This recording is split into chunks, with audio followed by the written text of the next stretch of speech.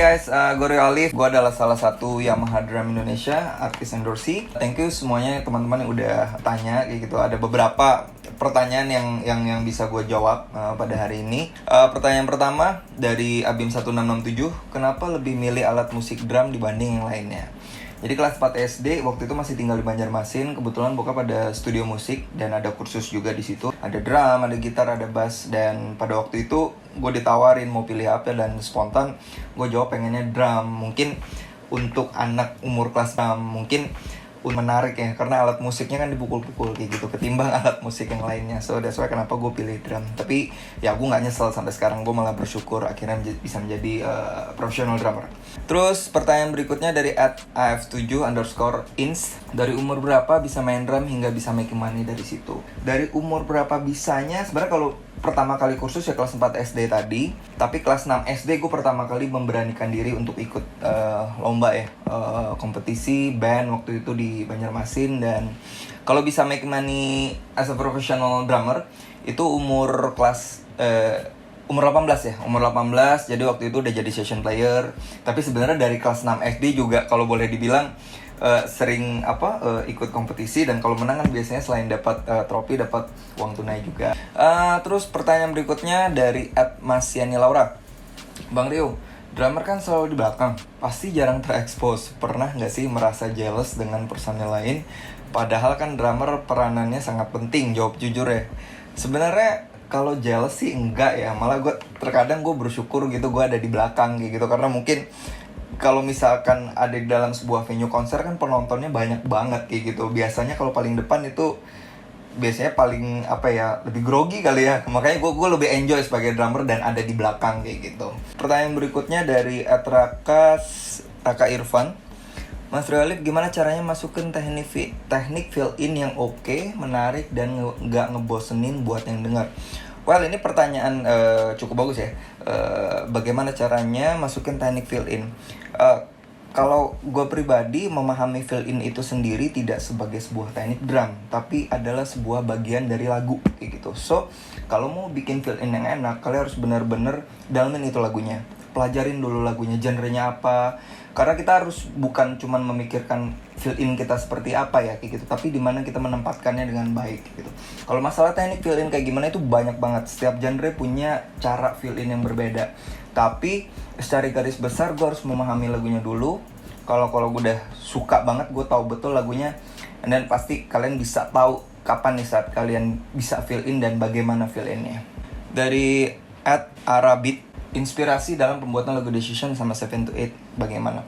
Well, ini adalah dua single yang udah gue rilis ya, dan sebenarnya timingnya berbeda. Mungkin yang pertama Decision karena gue suka banget band Coldplay. Jadi waktu itu gue pengen bikin single pertama yang terinspirasi dari mereka. Makanya ada sebenarnya agak mirip kayak Viva La Vida kayak gitu.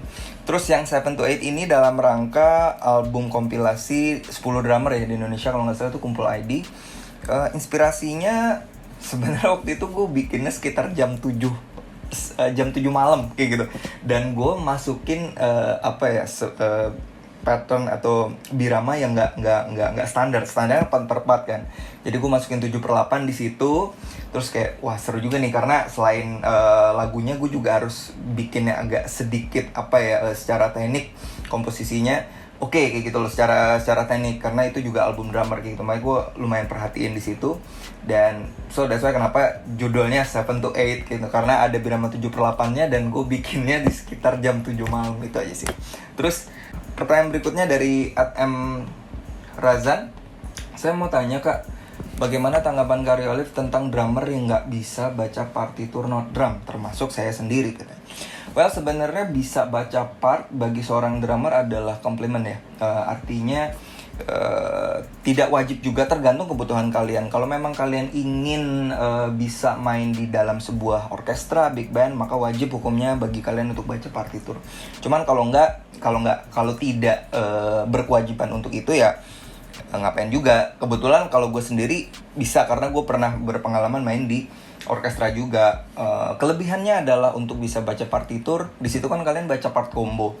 Jadi nggak cuman part drum, di situ ada chord juga, ada roadmap. Jadi paling nggak kalian memiliki kelebihan untuk memahami lagi masalah chord, circle dalam lagu itu seperti apa.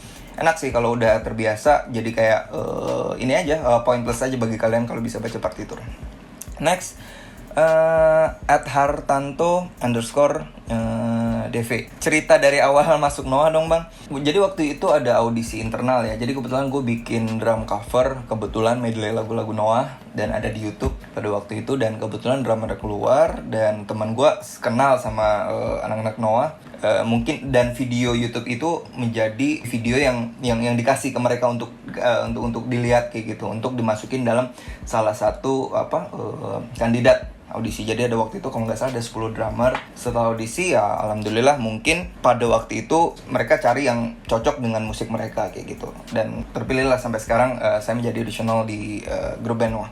Berikutnya dari @wahyu_mnn. Bang Rialif mau tanya nih, yang membedakan ketika di Noah dengan session di artis lain tuh apa sih? Thank you. Well, ini bagus juga. Alhamdulillah gue mendapat kesempatan untuk bisa main di grup band, main sama solo artis juga kayak gitu. Jauh berbeda banget. Kalau mungkin sebagai session atau ngiringin artis, kewajiban kalian adalah dengerin lagu. Biasanya kalau aransemen live itu berbeda. Kalian hafalin tuh sampai bener-bener bagus. Jangan sampai ada lupa, apalagi pada saat show. Pokoknya banyak menghafal lagu. Sedangkan kalau Noah itu kan sebenarnya tiap kita manggung ya setlistnya sama itu terus kayak gitu. Walaupun lagu mereka banyak, tapi kan kalau artis kan kadang main sama si A beda, sama si B beda, udah songlistnya beda, gaya permainannya beda. Kalau Noah kan rata-rata sama. Cuman dituntut untuk misalkan lagi mau bikin album baru, yuk kira-kira pattern drum untuk lagu baru ini kayak gimana enaknya ya. Nah, kan agak susah tuh cari suatu pattern yang signature. Jadi ketika denger drum aja kalian udah tahu, wah ini lagu apa, itu susah banget ternyata kayak gitu. Nggak segampang itu. Mungkin saat produknya udah jadi, lagunya udah jadi, kita ngedenger wah ini emang gampang, semua orang juga bisa mainin. Tapi proses kreatif untuk sampai situ cukup rumit ya. Oke, next dari @kubai_ku. Pernah dapat kendala paling parah apa di panggung dan gimana solve-nya? Banyak banget pengalaman yang boleh dibilang lucu lah, kadang blunder juga di stage gitu. Tapi mungkin diantaranya yang agak parah itu misalkan salah baca songlist. Kan kita selalu ada songlist, misalkan 10 lagu. Pas lagu ke-6 atau kalau lagu ke-7, terutama misalkan main sama Noah kan lumayan capek kayak gitu, salah baca gitu. Harusnya berikutnya lagu ke-7, saya bacanya lagu ke-8. Nah parahnya lagi misalkan intronya dari drum, jadi kita udah counting 1, 2, 3, 4, ternyata lagunya beda kayak gitu, dan temponya jauh banget. Itu biasanya agak sedikit malu, dan jarang sih sebenarnya terjadi itu kalau udah capek banget. Mungkin ya mudahan nggak pernah terjadi lagi berikutnya. Dan yang terakhir dari @marius_febrian. Wah gue kenal nih. Mau tanya dong kak, tips-tips buat anak-anak muda dari kota kecil yang pengen punya cita-cita jadi session player atau ngejalanin karir musik khususnya di Jakarta.